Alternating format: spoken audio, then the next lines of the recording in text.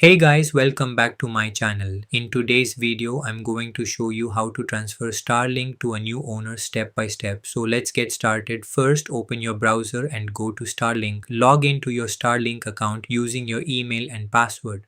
Once you are logged in, go to the subscriptions tab where all your active services are listed.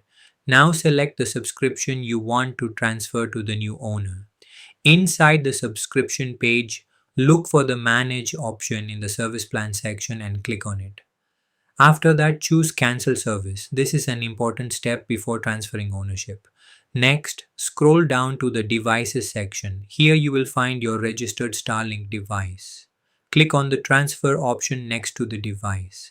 A confirmation message will appear explaining the transfer conditions. Read everything carefully and confirm the transfer.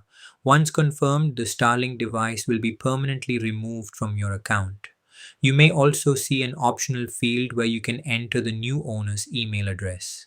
If you enter it, Starlink will send them an activation link directly. If you don't want to do that, simply click Close to finish the process. After completing the transfer, factory reset your Starlink router so the new owner can set it up from scratch.